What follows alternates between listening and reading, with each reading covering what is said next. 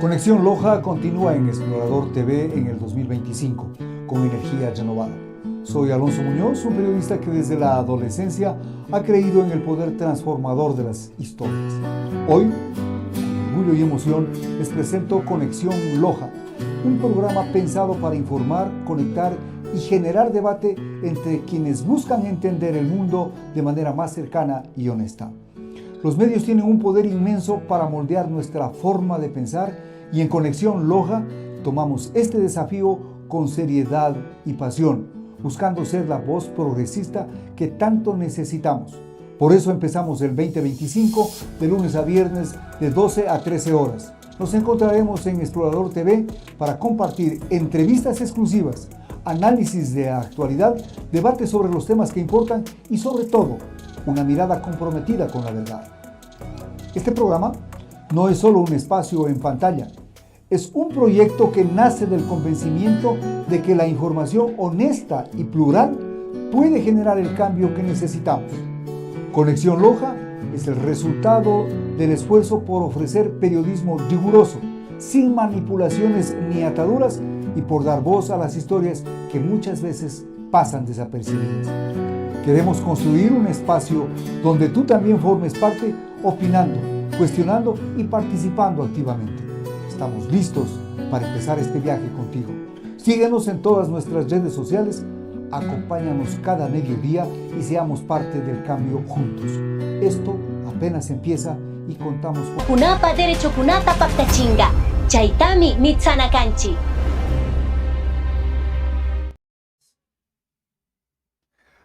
Buenos días, buenas tardes, buenas noches, donde quiera que seamos sintonizados. Esto es Conexión Loja a través de Explorador TV. Hay un tema que viene siendo recurrente, que por último el gobierno ha tomado una decisión y es contratar estudios para para que se establezca más adelante la alianza público-privada, y es la vía que une el Cantón Loja con el Cantón Catamayo. Para hablar de ese tema nos acompaña el ingeniero Francisco Alvarado. Él tiene una propuesta que quisiéramos seguirla conversando. Ya la hemos conversado en alguna oportunidad, pero seguir conversando. La propuesta suya, ingeniero, tiene que ver con la movilización de vehículos o con la movilidad de la ciudad de Loja. Bienvenido. Bueno, tiene que definirse un concepto bien claro sobre lo que es Loja en el entorno nacional y especialmente dentro de lo que corresponde a la región sur. Anteriormente, cuando Loja tenía una movilidad, digamos, de alrededor de unos 40.000 habitantes, se indicaba de que existía una movilidad de vehículos acorde a este servicio de 1.000 vehículos, por decirlo, ¿no? 40.000 habitantes, 1.000 vehículos se movilizaban. Más. Ya. Entonces, pero ¿cómo se fue construyendo esta problemática de servicio? Porque tiene una conexión hacia la SUAY, porque tiene una conexión hacia Zamora en dos sentidos, a la parte oriental y a la parte sur. Y además la conexión que tiene que tenerse siempre hacia la costa. Y lo que es en Catamayo, que es un ingrediente, la movilidad que tiene que verse de las personas que se van a Quito. Entonces, esto va creciendo, y bueno, ya en el año 1970 ya se dijo, bueno, tenemos complicaciones. Entonces, la vía antigua, que era de Loja a Catamayo, tuvo que hacerse una nueva vía. Nace a partir del 70 la nueva vía Catamayo. A Catamayo, en la cual en ese tiempo, por decir el flujo, eh, hablemos de unos 2.000, 3.000 vehículos, ¿no? Ya por el año 70 ya hubo más. Para el año 2011 se contratan unos estudios de ampliación de la vía, de esta vía a 4 carriles, tomando en consideración de esta investigación que tiene que hacerse sobre la movilidad vehicular terrestre. Ya. Que complica a la ciudad de Loja como también a la ciudad de Catamayo. Entonces, ahí vamos hablando de Loja. Por ejemplo, al momento, si tenemos una conexión hacia Cuenca, ya se habla sobre los 4.000 vehículos. Si tenemos a la ciudad de Zamora, con el ingrediente más de los carros mineros, ya se está hablando de 3.000 vehículos. Y si hablamos hacia la vía que se conectan o se interconectan con Vilcabamba, con Malacatos, que se va hacia Suma y tiene la interconexión futura Perú, ¿no? Ya se habla que se tiene 5.000 vehículos como norma, y cuando están en los fines de semana, que naturalmente por la incidencia del turismo, llegan hasta 6.000, 7.000 vehículos. Que Entonces, están movilizándose aquí en la ciudad. Aquí en la ciudad se aumenta lo que corresponde a una movilidad interna que supera los 70.000 vehículos. Llámese taxis, buses, camionetas, etc. Entonces, en una ciudad en la cual su aspecto topográfico es bastante montañoso, y además que tiene una incidencia de posición de alrededor de 30 kilómetros cuadrados, viene a haber un atomamiento, una atomización de esta movilidad. Y para ello es necesario llevar a cabo una solución adecuada para que exista un flujo, ¿no? Un flujo adecuado que no tenga inconvenientes hacia estos dos puntos de origen y destino que se marcan, como es Catamayo y Loja.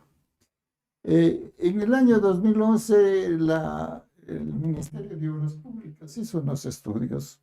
Esos estudios arrojaron una solución, en la cual que para llegar a Loja tiene que ampliarse la vía actual a 4 carriles De Catamayo a a Loja. Loja. Ya. Y además ampliarse la vía antigua con nuevas características, absolutamente todo, de una vía de 2 carriles.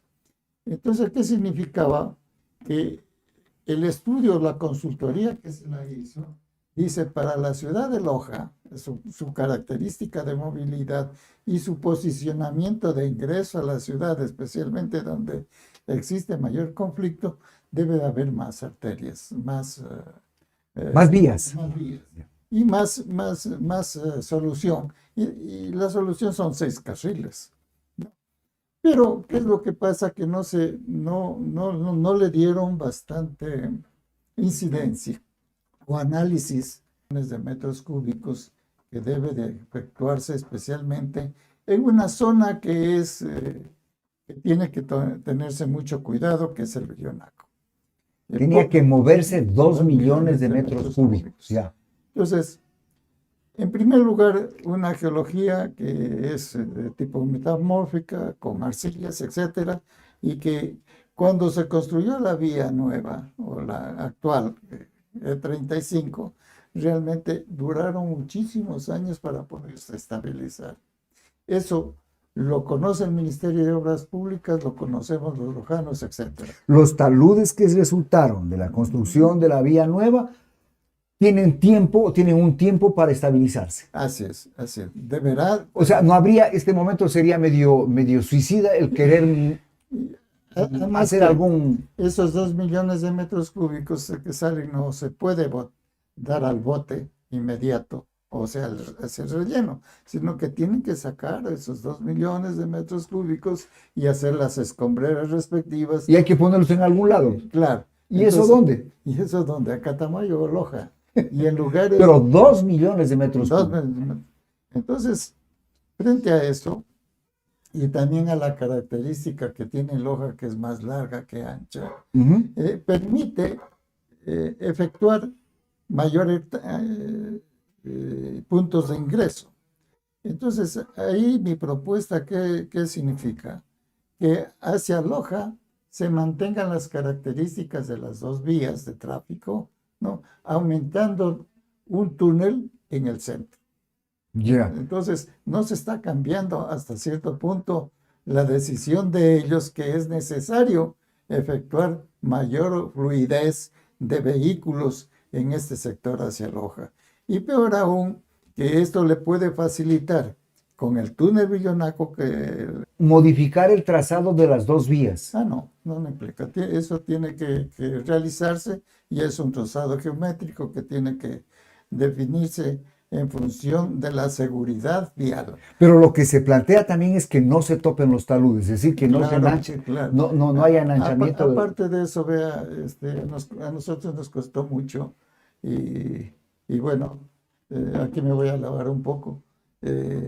Todos los pinos que se puso en Villonaco fueron no un experimento, una necesidad imperiosa justamente para estabilizar los taludes. Y lo hicimos en mi administración, que estuve yo en Predesur. Y desde ese tiempo se sembraron los pinos, Claro. para evitar derrumbes y movimientos. Y es una forestación productiva.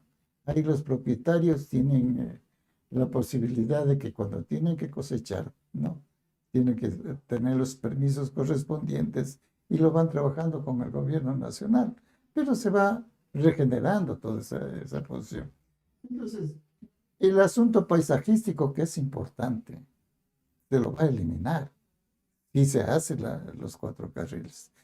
Todo eso me permitió realizar un estudio de un buen tiempo para llegar a definir cuál es el punto más estratégico para poder definir aquí debe ser el túnel. Y eso es lo que yo he realizado, le he presentado al Ministerio de Obras Públicas. Y hoy por hoy que el ministerio tomó una resolución frente a todas estas acciones que implementé, en definir que si bien no tienen los recursos necesarios para hacer toda la obra, ¿no? Es necesario estructurar, ¿no? Una alianza público-privado, ¿no? Para ejercitar y dar esta solución a esta parte del sur de la patria. Ahora, bien, la propuesta que se hace, se ha venido insistentemente hablando de la necesidad de ampliar el número de carriles de la vía Loja-Catamayo, como una alternativa de solución a los problemas de embotellamiento, de disminución del tiempo. Especialmente hacia la parte de Loja. Y disminución del tiempo de traslado. Porque, perdón, los 4 carriles tienen que hacerse desde el empate de las 2 vías, lo que denominamos Antigua y Nueva, hacia Catamayo, sí, los 4 carriles, porque hay ya taludes de menor altura, ya es otro tipo de producir los efectos que se hacen en el que se hacen en el Billonaco. Ahora bien, esa aspiración que se tiene de disminuir o ampliar la vía para disminuir el tiempo de traslado desde y hacia, se plantea en este momento entonces que en los estudios, ¿qué se está haciendo? En la práctica, se ha venido hablando de esta ampliación de la vía permanentemente, pero el gobierno nacional dice que se ha contratado estudios. ¿Estudios para qué? A ver, es una evaluación, bueno, se puede llamar un estudio porque es una consultoría en la cual el aspecto fundamental es estructurar la alianza público-privada. ¿En base de qué? De una investigación que se lo realiza del diseño realizado por el mismo ministerio en el año 2011 y también analizan mi propuesta. Yo ya tuve la oportunidad, el ingeniero Pablo Ramón, que es justamente el que está al frente de esta institución, me pidió que lo diga a los técnicos que están trabajando, cuál es mi propuesta. Yo ya les manifesté esto y lo van a analizar, lo van a confrontar, van a tomar dentro de toda esta investigación, de esta estructuración que se va a realizar. Esto es lo mejor dentro del aspecto técnico y esto es lo que se puede dar una solución adecuada. Para ir centrándonos en el asunto. Lo que se está planteando este rato es una alternativa de solución al problema de generar mayor facilidad en el movimiento por la carretera, ¿no es cierto? Claro. Pero no se habla en esa propuesta de hacer los famosos 4 carriles. Es decir, tiene en la propuesta suya. En mi propuesta se habla de los 4 carriles, pero hacia Catamayo. Desde donde se unen las 2 vías, la antigua y la nueva. Ya. En cambio, hacia acá se realiza la vía antigua, los 2 carriles tal como se encuentra la llegada a Loja, de la E35, y se aumenta el túnel. Entonces tendríamos el servicio de ingreso a la ciudad con 6 carriles. Esa es la idea. Esa es la idea. Y en alguna parte del Billonaco se empatan esas vías para permitir que mediante túneles puedan ingresar a la ciudad. Esa es la propuesta suya. No hablamos de aumentar el número de carriles. No. O sea, las vías quedan como están, pero se incrementan estos túneles que permitirían sumar 2 carriles más. ¿Qué significa el inconveniente que van a encontrar en este momento del diseño realizado en el año 2011 o 2015 cuando lo entregaron? Es de que tanto en Catamayo como en Loja, para sus ingresos hay ya zonas muy consolidadas. Todo eso, aquí en una longitud de 4 kilómetros, realmente van a tener que indemnizar las propiedades de las viviendas que están alrededor. ¿Alguien les dio permiso para construir ahí? Claro, y eso es ya normal dentro del proceso, pero que significa un gran costo, claro. un gran problema y tiempo. Porque la gente no es que va a decir, sí, voy a salir en forma inmediata, no. Tiene que ver también la problemática social que para dejar esa vivienda, él tiene que trasladarse a otro lado. Ahora, entremos a conversar más. Ya está claro el asunto. Las 2 vías adecuadas o readecuadas más los dos túneles, en algún lado habrá que se empaten para que los vehículos cojan por una u otra vía o entre por el túnel. Eso es parte del diseño, ¿no es cierto? Pero en este proceso, en esta alternativa de salida, ¿cuál ha sido la respuesta a esto que estamos planteando? Bueno, yo en lo que he hablado con diferentes gremios, ciudadanía, amigos, naturalmente es una respuesta muy positiva, respuesta, porque Loja merece mucho más. Yo creo que caracterizar un proyecto con las demandas técnicas que conlleva y darle una solución que sin ver cuánto va a costar, ¿no? Sin ver si esto es más barato para hacerlo más barato. No, hacer lo que debe de hacerse en función de Y una debe gran establecerse una demanda relación beneficio-costo también. y una solución adecuada que tiene que darse para 30 años. Ahora, la pregunta es, en este incremento de carriles o ensanchamiento de la vía, ¿hay necesidad de hacer rediseños? Claro, claro, claro. Es que, vean eso. Este momento, la vía que nosotros No es cuestión de hacer no, muros y aumentar el no, ancho de calzada, ¿no? por ejemplo, esta vía que nosotros tenemos, que es de 40, el diseño es de 40 kilómetros por hora. A ver, a esa es la velocidad que deben ir los vehículos por las vías que hay actualmente. Hay un diseño, hay un valor de diseño que se efectúa en función de necesidad a lo que va a ser operativo. Ya. Si nosotros decimos vamos a diseñar una vía de 40, es porque sí podemos llegar hasta 70, sí, hasta 74 kilómetros por hora ya. Pero en el momento que necesitamos mayor velocidad, ¿no? Mayor flujo, mejor necesidad, tenemos que cambiar. Ya no se va a ir a 40, el diseño no se va a hacer a 40, sino a 60, porque los vehículos van a ir a un promedio de 80 a 90 kilómetros. Y eso ya implica otra... Y implica que radios de curvatura más grandes, tangentes más largas en las que pueda, digamos, maniobrar a esa velocidad del vehículo. A esa velocidad. Entonces, todo eso cambia. Eso tienen que realizarlo y efectivizarlo los que están, la corporación canadiense, que está encargada de hacer todo esto. Entonces, es elaborar toda la parte instrumental dentro del aspecto técnico y también financiero. Llega a un punto final en la que van a decir, con este tráfico que se tiene actual y el proyectado a 30 años, por decir, va a salir para los livianos 1.20, 1.25.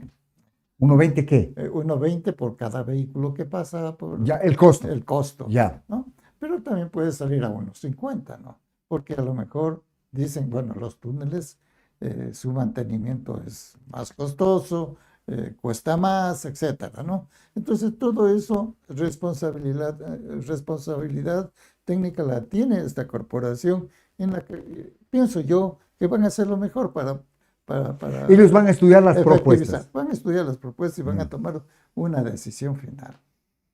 Entonces, eso para mí es muy satisfactorio, porque si yo he dado una propuesta, una alternativa, es en bien de mi ciudad, de mi provincia, del desarrollo que tiene que ver, apuntar el gobernante que esté, ¿no?, hacia la región sur, y especialmente hacia Loja, que nos han tenido abandonados por muchísimo tiempo. Entendiendo cómo estamos entendiendo el asunto, es decir, que Loja es una ciudad de origen y destino de algunos lugares, pues vienen de Machala, vienen de Macará, vienen de Cuenca o de la Suay, o de Machala o del Oro, de Zamora. Esta ciudad, siendo como no cuadrada, sino larga, y bastante larga, rectangular. Tiene como 40 kilómetros entre los dos puentes y a ver, tiene Sauces Norte. Más o menos 12 kilómetros aproximadamente. Ya. Por 3 kilómetros son 36 kilómetros, es lo que más. Pero tenemos un desarrollo en lugares que a veces tenemos que investigar muchísimo, Ahora, especialmente a la parte norte o no, sur. sur, suroccidental, que es bastante delicada. ¿Por qué? Porque existe muchísima agua dentro del Bellonaco. Ya. Hay una mucha incidencia, entonces dentro del aspecto geológico tiene que analizar el municipio, en este caso el municipio, para definir dónde deben de estructurarse las viviendas que deben de construir. Las demás tienen que ser protección de los efluentes o de las quebradas para mantenerlas estables, o sea, cuidar la naturaleza, que es justamente un punto eh, fiable dentro de lo que yo hablo de la propuesta Loja Catamayo. Ujú. Ahora, yo sé que no, que estamos hablando de la vía Loja Catamayo, de la necesidad de mejorarla a ella.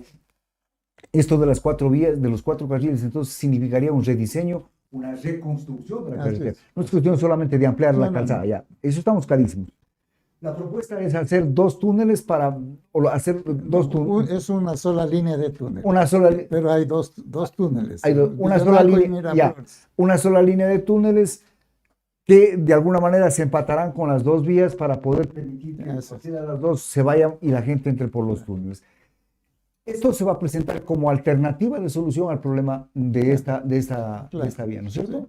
Esto ya está presentada al ministerio, yo la presenté en el cuando estuvo de gobernante, eh, ¿cómo es el Lazo? Guillermo Lazo. Guillermo Lazo. Ahí yo hice una exposición a la ciudadanía y un llamado al presidente que me escuche. Y bueno, llegó a la presidencia y me escuchó el ministro de ese entonces. Y desde ahí quedó en los técnicos una información técnica de esta propuesta. Que evidentemente Que, habrá que actualizar, ¿no? claro, O que ha sido actualizado. naturalmente, seguramente me van a pedir que actualice Ahora, la actualmente. pregunta del millón es, ¿quién paga los estudios? El gobierno nacional tiene No, que pagar. pero en el caso suyo, ¿quién paga? No, Ese es un aporte de... es un aporte. Ya si quienes están analizando dicen, a ver, queremos entrar a una negociación, nos parece interesante esto, hagamos la investigación. Sí, ahí nos sentaremos a decir esto va a costar. Claro, porque obviamente no puede hacerse estudios gratis tampoco, Claro, pues no. tampoco, ¿no?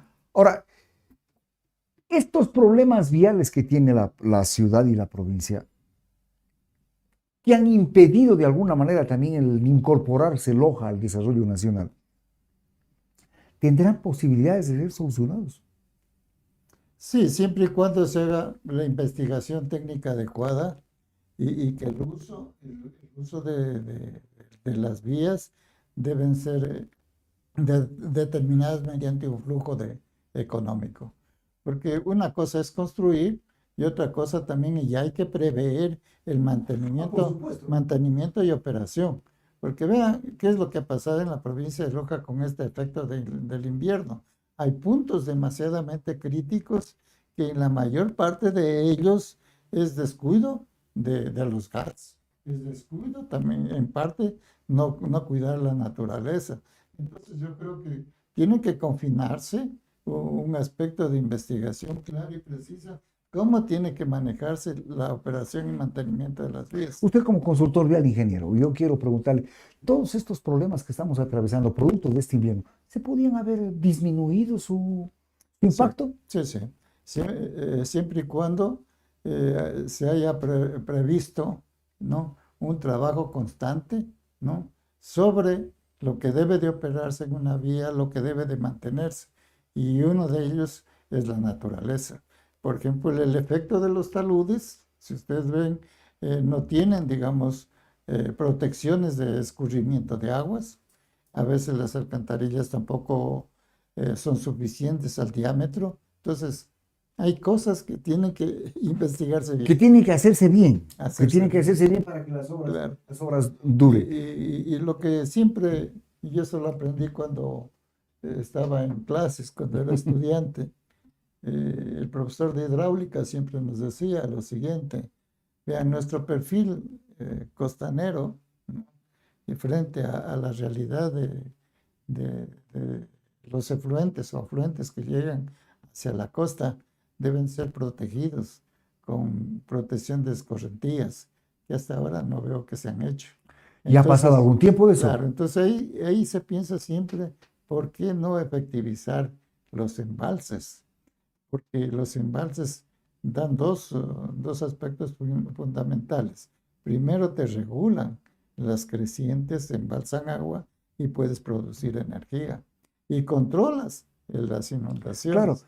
el flujo Entonces, del agua también, claro, pues no. entonces todo eso tiene que trabajarse en un contexto general dentro de una aplicación técnica por Lo parte que de... significa entonces, ingeniero Alvarado, que si se hubiera trabajado bien los taludes, no hubiéramos tenido la desaparición Claro, de un puente, así como es el es. caso de la ciudad, ¿no? Ah, sí.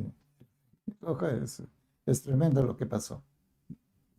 Pero falta de previsión, falta de Falta cuidado. de planificación. En la Fal- ciudad tiene que planificarse, tienen que ver qué problemáticas tenemos en la estructura geológica de nuestra ciudad y qué soluciones viables tenemos que darle al flujo, a la movilidad interna que nosotros tenemos.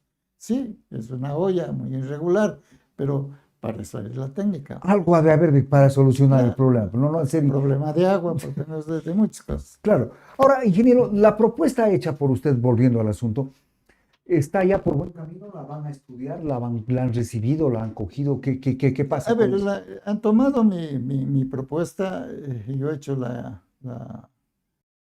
técnica y ellos, bueno, dentro de toda la investigación de campo que están haciendo, porque primero tienen que verse el asunto del tráfico, cómo está actualmente Ujú. y cuál es su proyección de aquí a 30 años, ¿no?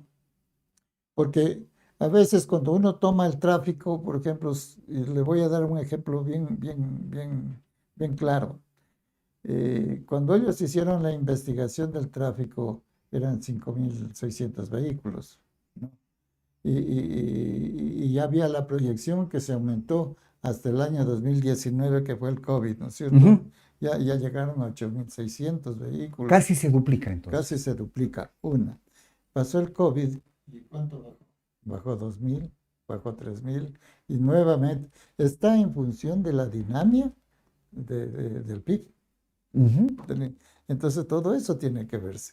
Ahora, lo que resulte ahora, a lo mejor están con 9.000, pero tienen que estudiarse muchos aspectos fundamentales. El crecimiento normal que tiene la ciudad, ¿no? Progresiva en función de su comercio. Entonces esto va a tener el 3%, el 4%, el 5%. Vean, pongamos el ejemplo este momento de los carros mineros.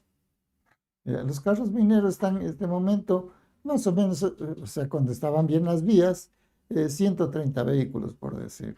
Oye, si la explotación recién está en un 20%, cuando esté en un 50%, Estamos hablando de 60%, 200, 300 vehículos. yo diría que después de unos 10 años habrá 400 vehículos mineros. Si es que no se adelanta un poco el Entonces, asunto. toda esa complejidad de movilidad terrestre, de la problema de la movilidad interna de la ciudad, de lo que tiene que moverse también la cuestión aérea que es en Catamayo, tiene que analizarse. Porque para eso sirve la vía, Claro, ¿no? claro, para eso sirve. Entonces, todo eso tiene que verse, ¿no? Entonces, en función de eso también va a venir un costo funcional, un costo, yo le digo, siempre funcional, porque si yo tengo un vehículo, a mí nada me cuesta pagar $2, es el ejemplo, no quiero decir que llegue a $2, pero sin embargo también tengo el derecho de exigir que esté en perfectas Por condiciones la supuesto. vía. Porque lo uno tiene que ser resultado de lo otro también, Claro. pues. Entonces, todo esto es un equilibrio técnico-financiero que tiene que realizar por esta consultora y definir qué es lo más adecuado. Y de ahí vendrán los inversionistas que quieren Que invertir quieran aquí. hacer algo por Loja, ¿no? Claro, así es. Vamos de inmediato a una pausa y volvemos luego aquí en Conexión Loja a través de Explorador TV. Gracias, ingeniero. Con ustedes ya regresamos.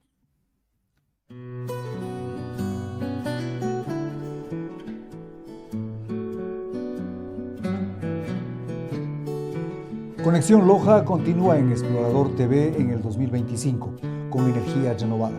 Soy Alonso Muñoz, un periodista que desde la adolescencia ha creído en el poder transformador de las historias. Hoy, con orgullo y emoción, les presento Conexión Loja, un programa pensado para informar, conectar y generar debate entre quienes buscan entender el mundo de manera más cercana y honesta. Los medios tienen un poder inmenso para moldear nuestra forma de pensar y en Conexión Loja tomamos este desafío con seriedad y pasión, buscando ser la voz progresista que tanto necesitamos. Por eso empezamos el 2025 de lunes a viernes de 12 a 13 horas. Nos encontraremos en Explorador TV para compartir entrevistas exclusivas, análisis de actualidad, debates sobre los temas que importan y sobre todo, una mirada comprometida con la verdad. Este programa no es solo un espacio en pantalla, es un proyecto que nace del convencimiento de que la información honesta y plural puede generar el cambio que necesitamos. Conexión Loja es el resultado del esfuerzo por ofrecer periodismo riguroso, sin manipulaciones ni ataduras y por dar voz a las historias que muchas veces pasan desapercibidas. Queremos construir un espacio donde tú también formes parte, opinando, cuestionando y participando activamente. Estamos listos para empezar este... Juan Kurishka manda, mama kamachi kinishkashina, suma kausaipa, yakupa, yaktakunapa derechokunata paktachinga, chaitami mitsanakanchi.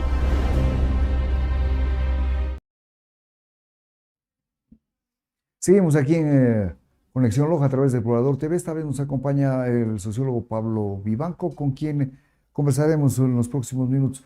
Estamos llegando al final, o ya estamos en el final de una campaña electoral. En blanco y negro, ¿qué sacamos de esta campaña?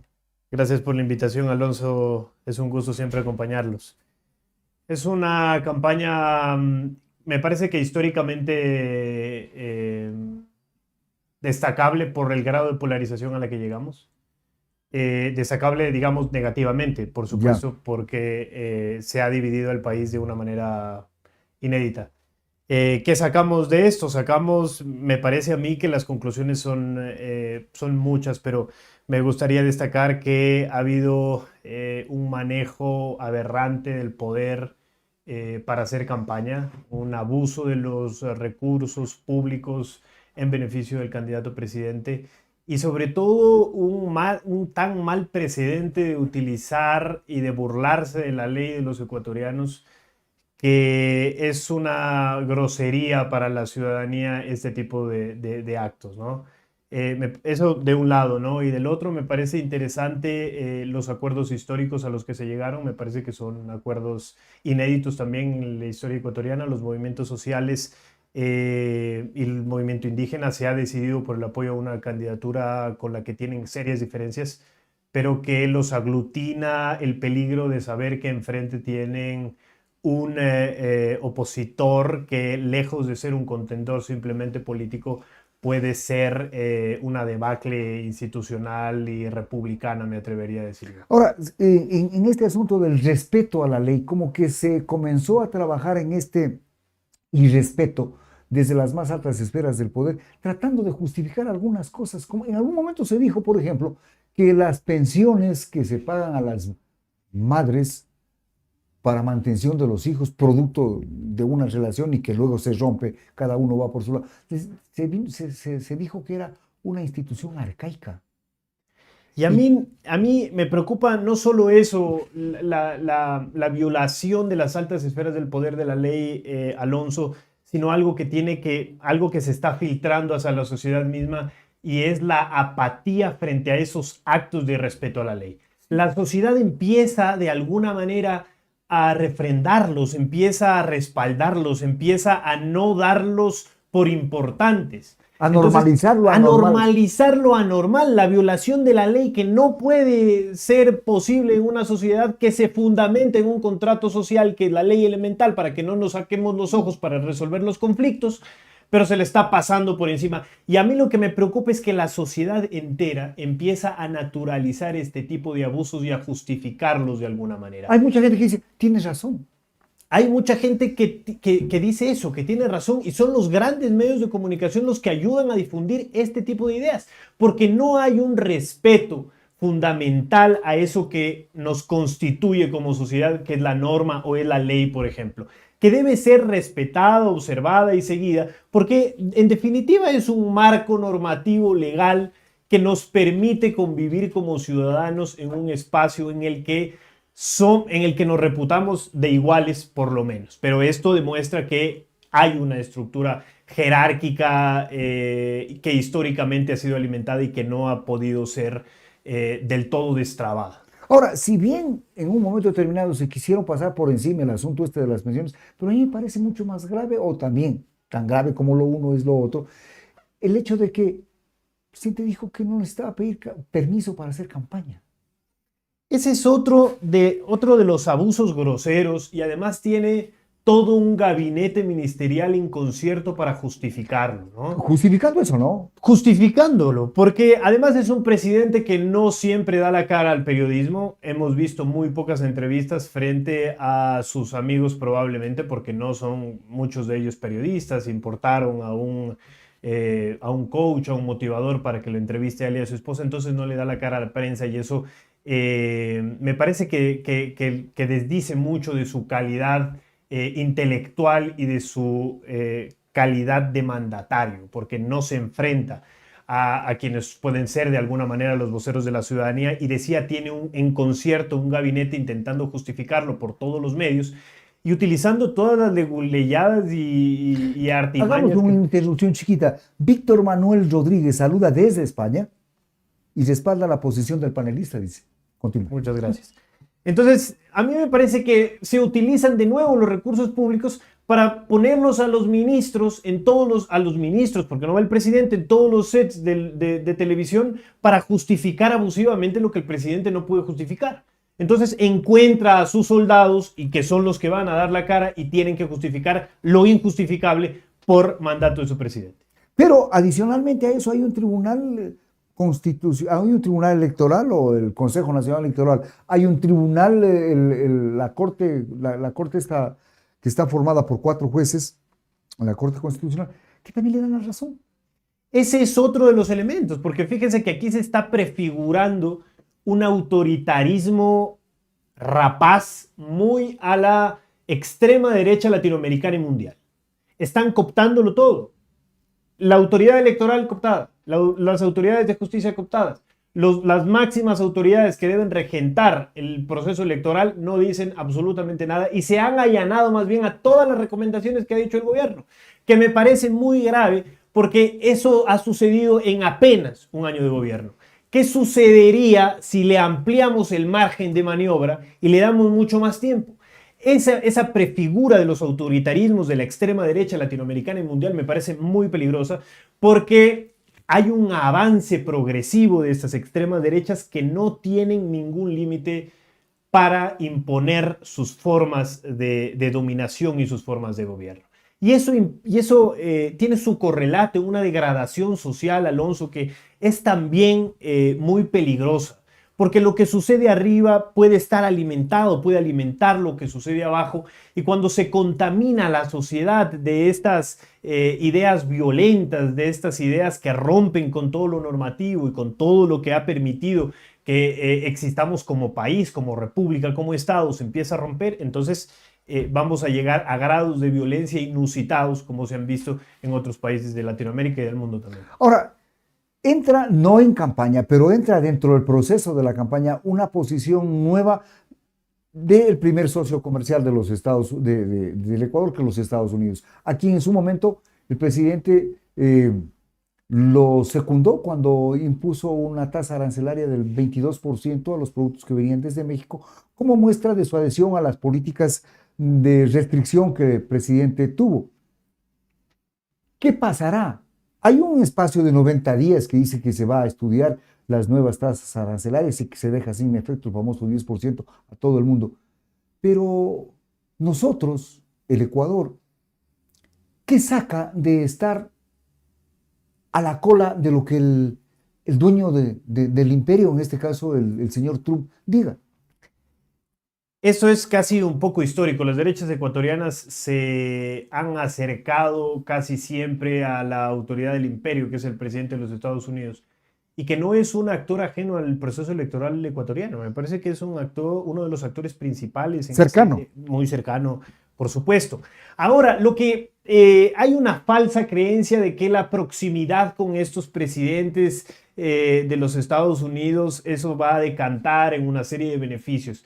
Lo que no estamos viendo es que la política de los Estados Unidos, emanada del corazón del capitalismo y de las lógicas neoliberales de nuestra época, responden a una lógica, Bolívar Echeverría llama de la valorización del valor. No importa la gente, no importan los servicios, importa el capital reproduciéndose de forma infinita.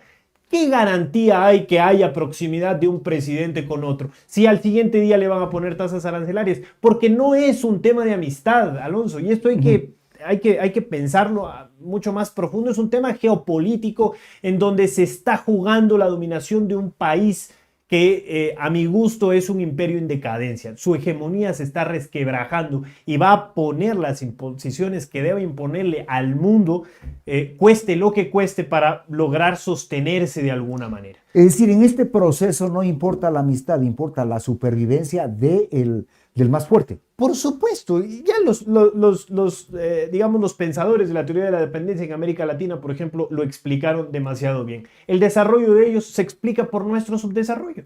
Nosotros somos primarios exportadores porque ellos son los que industrializan toda nuestra industria prima. Entonces, nosotros estamos atados y tenemos economías relativamente dependientes frente a esos países mucho más grandes que tienen la capacidad de devorarnos, y no importa que seamos países amigos, y no importa que que el presidente sea muy amigo de él. No importa absolutamente nada, lo que importa es la lógica económica ¿Cuánto que gana? está ahí detrás, por supuesto. Es el capitalismo puro y duro, ¿no? El capitalismo puede devorar gente y no le importa sembrar miseria y pobreza para que otros tengan millones que resultan casi inverosímiles. Insultantes para la tiempo. pobreza del resto, Por ¿no? supuesto. Y claro que aquí se dice que cuando en el norte les da tos, acá resulta pulmonía, pues, ¿no? Por las implicaciones que eso tiene. Pero también hay una cuestión interesante que veo yo, por lo menos desde mi óptica, que hay un proceso, este momento de enfrentamiento, de confrontación entre los dos grandes poderes del mundo. Por un lado están los Estados Unidos, por otro está China, y esta posición de China obligó a que los Estados Unidos de alguna manera como que retrotraigan la idea inicial de la imposición de aranceles a todo el mundo. Sí, eso es sin duda una lucha geopolítica de gigantes por la hegemonía mundial, ¿no? Yo, digamos, de geopolítica sé bastante poco, pero lo que alcanzo a leer es que hay una disputa por el dominio del escenario político, económico y cultural, por supuesto, porque las lógicas económicas traen cambios culturales. Y bueno, va a ser una disputa que pueda durar durante muchos años y que pueda ser o muy blanda o que pueda ser muy cruenta. Ahora, en todo este proceso se desarrollan las elecciones en el Ecuador. Desde la visión, viendo las cosas que se van dando, las propuestas que se han hecho, y finalmente estamos a pocos días de tomar ya la decisión. ¿Cuál es la óptica que se tiene de esto? A mí me parece que mucho más allá de las propuestas, Alonso, yo creo que se enfrentan dos proyectos de nación distintos. ¿Ya? Un proyecto de nación de las élites, de las viejas oligarquías agroexportadoras, y un proyecto de nación que, si no es, digamos, del otro lado, que si no ha logrado consolidarse como una apuesta claramente popular, porque nunca ha sido la Revolución Ciudadana una apuesta absolutamente popular, pero se ha movido dentro del espectro de las izquierdas. Me parece que entre esos dos proyectos de nación, lo que más le puede convenir a las grandes mayorías de este país, que son quienes se pelean por un pan y por el trabajo todos los días, es una apuesta que le dé garantías mínimas de poder reproducir su trabajo, de tener condiciones dignas, de tener elementos, digamos, condiciones elementales para reproducir su vida, ¿no? Que considere que los servicios sociales deben estar para todos, de que la educación, de que la salud, de que todos estos servicios básicos lleguen a la gente y sean de la gente, poner un Estado a funcionar para la gente y no un Estado funcional para las élites, como ha venido demostrando este gobierno con una serie de contratos dados casi que a dedo, y que demuestran la vocación del gobierno, ¿no? Que demuestra la vocación de las élites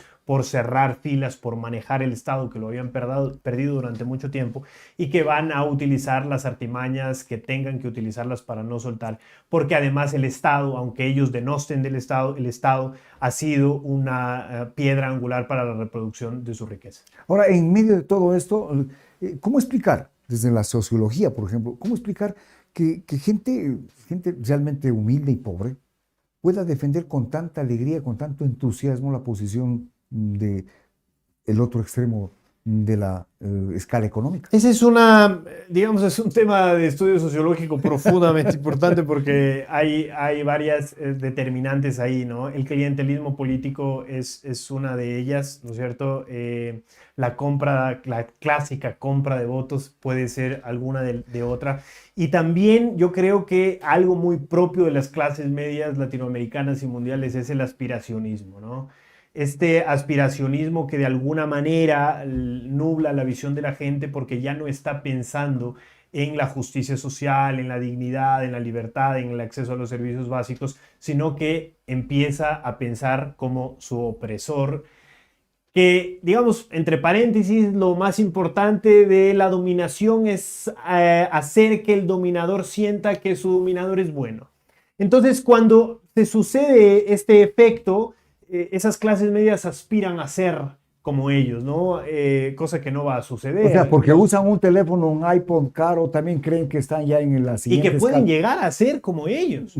Cosa que estadísticamente y científicamente está absolutamente comprobado que no va a suceder. El 90% de las personas que nacen pobres morirán pobres, y el 90% de las personas que nacen ricas morirán ricas, a pesar de que quiebren y vuelvan a quebrar sus empresas, porque no están dadas las condiciones estructurales y sociales para que haya una movilidad social ascendente, digamos, de una forma permanente. Entonces, me parece que ese aspiracionismo es un juego psicológico y social muy poderoso, que termina provocando este efecto de que quienes más sufren las políticas de ellos sean quienes los voten. Con alegría defienden las propuestas, ¿no? Sí, por supuesto, es un grado de alienación, de enajenación. Bueno, no es un problema nuevo, es un problema viejo, pero que es latente y recurrente, y me parece a mí que también eso es por efectos de falta de formación ciudadana, no digo política, sino falta de formación ciudadana, para que la gente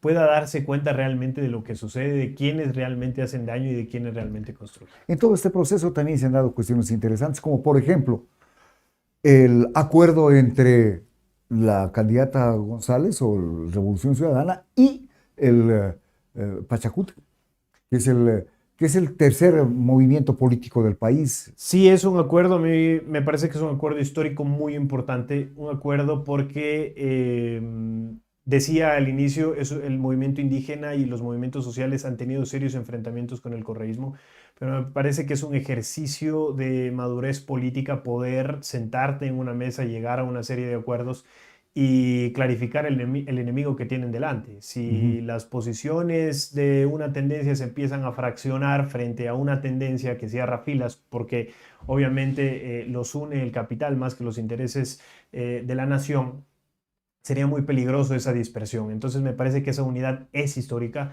Es una unidad que trasciende, a mi gusto, la coyuntura. Es una apuesta por la plurinacionalidad, es una apuesta por la interculturalidad, es una apuesta por la transformación del Estado desde una visión de la cosmovisión andina indígena, que siempre ha sido de alguna manera incómoda para la visión tradicional de mirar el Estado y de gestionarlo al Estado. Ahora, también en este proceso de unidad se juntan los socialistas con una visión también igual de entender o de creer en que tiene que haber ciertas políticas de gobierno que permitan la convivencia racional, la inversión del Estado en la obra pública. Pero hay una cuestión que es importante aquí señalar, que es esta oposición permanente a la minería. Desde la visión general, ¿hay razón en oponerse a la minería? Bueno, Razones pueden haber muchas. Seguramente la degradación ambiental puede ser una de las causas que la gente, eh, digamos, a la que la gente se allane para oponerse a la minería. Quienes la defienden, en cambio, están mirando las cifras macroeconómicas, que puede ser un sector que ayuda muchísimo a la economía. Pero ahí hay dos visiones confrontadas que tendrían que, digamos, resolverse en muchísimas mesas y discusiones, porque hay quienes, digamos, su vida se ha desarrollado en contacto con la naturaleza y su cosmovisión y su forma, el sentido que adquieren del mundo, está muy ligado a eso. Entonces nosotros no podemos llegar a ellos a decirles, impugnarles, vean, no tengan ese sentido de la vida, porque además es histórico, y a los otros, bueno, pues no podemos decirles lo contrario, porque además vienen de una beta de formación desarrollista que creen que la explotación de la naturaleza puede ser un gran mecanismo, digamos, de afectar a la naturaleza, pero servir a la sociedad de alguna manera con los ingresos que se generan de ahí. Ahora, aquí en Loja hay una cuestión que es muy clara. Por ejemplo, Fierro Urco.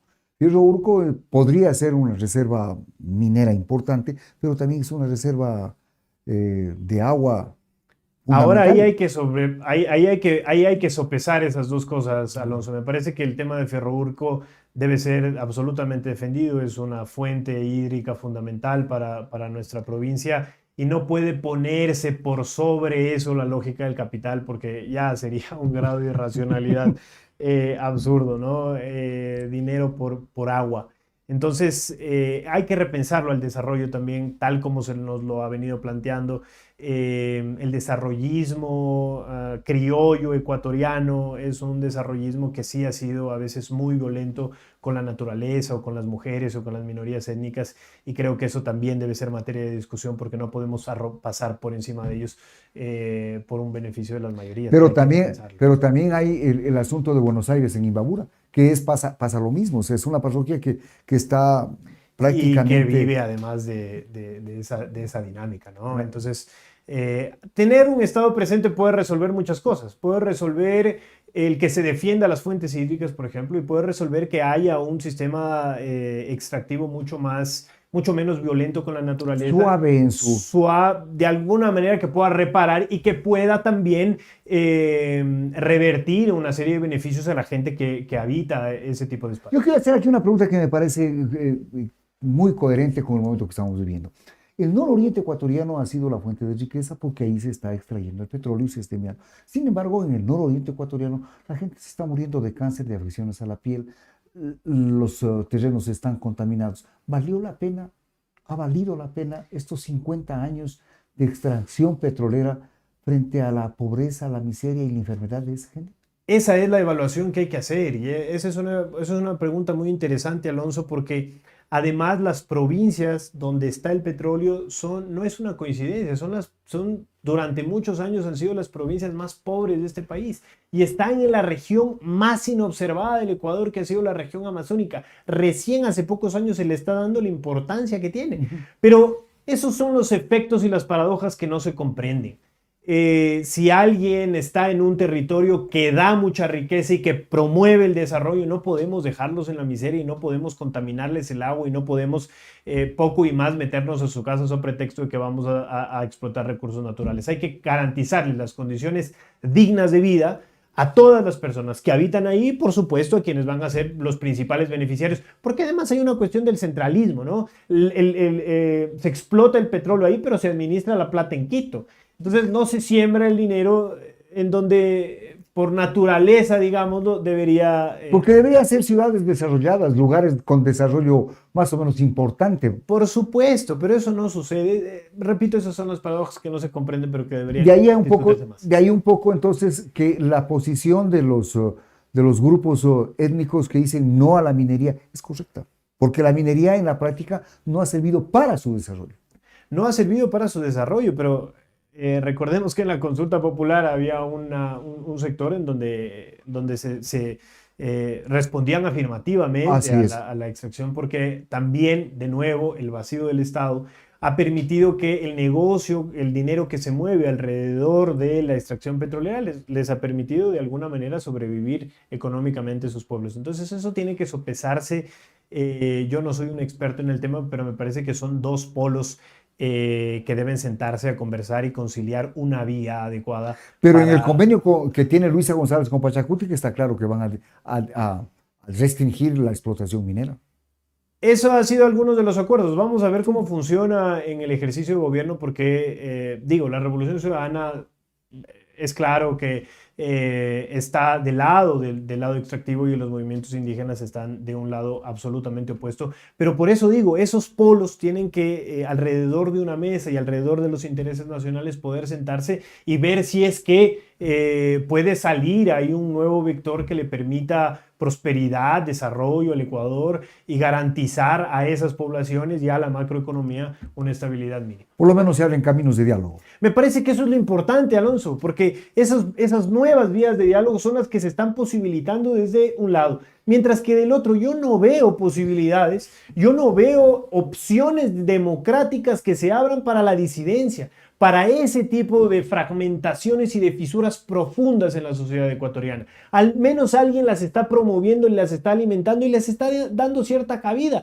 Pero del otro lado, yo personalmente no veo que es una opción democrática que abra las posibilidades de diálogo para este tipo de diferencias. La campaña termina hoy día, entramos en un proceso de silencio electoral, las elecciones serán el próximo domingo.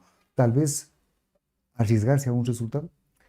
Es una elección demasiado cerrada, creo que se van a contar los votos como se cuentan las con gotas. lupa. Con lupa y sentados todos, ojalá y las voces del fraude no sean tan altisonantes, porque me parece que en un grado de polarización como la que estamos puede resultar en encuentros muy violentos en las calles. Y peligroso. Peligroso, por supuesto, para la gente. Esto ha sido todo por hoy aquí en Conexión Loja. Los invitamos para el día de mañana con más y nuevos invitados. Gracias. No se olviden, suscríbanse al canal, den like y apóyennos en el super chat. Nos vemos el día de mañana. Gracias.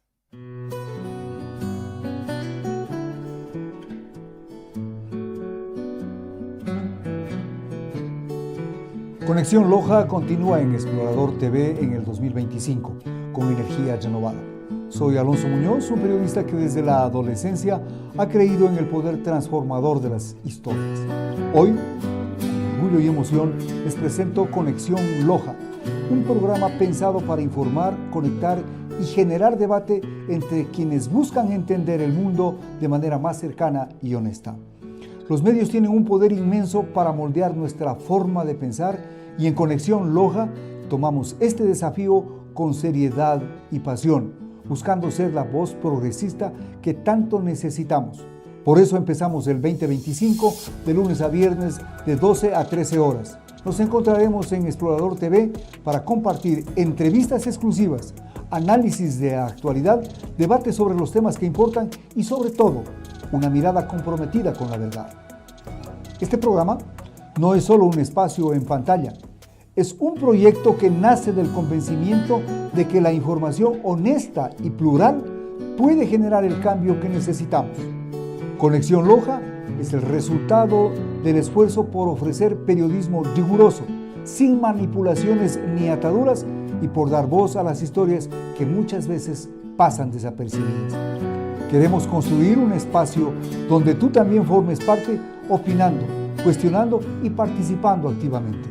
Estamos listos para empezar este viaje con Ishkamanda, Mama Kamachi Nishkashina, Suma Kausaipa, Yakupa, Yaktakunapa Derechokunata Paktachinga, Chaitami Mitsanakanchi.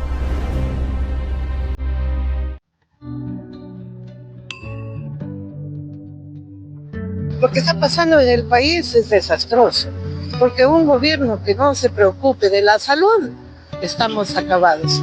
Y en especial de pacientes de diálisis. Yo tuve mi papito de paciente de diálisis, que fue el primer paciente dializado en el país. Entonces nosotros sabemos lo que es un paciente dializado. Y ojalá, bueno, aquí el cambio es único. Con Luisa es suficiente.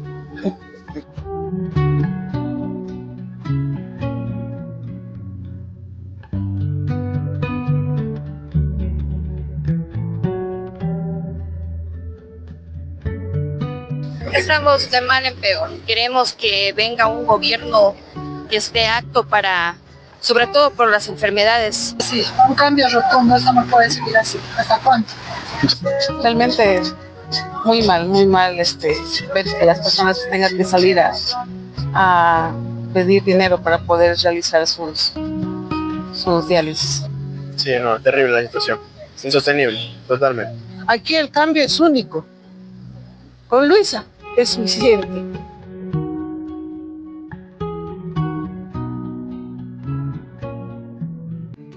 Porque ignoraron las alarmas, la corrupción se llevó las camas. Los hospitales lloraban en silencio y la muerte caminaba libre cada mañana.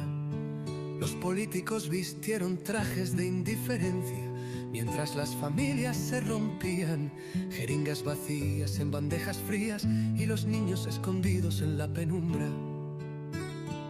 Esto no es un canto de ficción, es la verdad que intentan callar. Sangre y lágrimas por cada calle en un pueblo roto sin despertar. Ya no quedan madres para llorar, ni más mentiras para hipnotizar. Esta melodía es nuestra resistencia. Cantamos porque el silencio se va a acabar. Cantamos porque el silencio se va a acabar.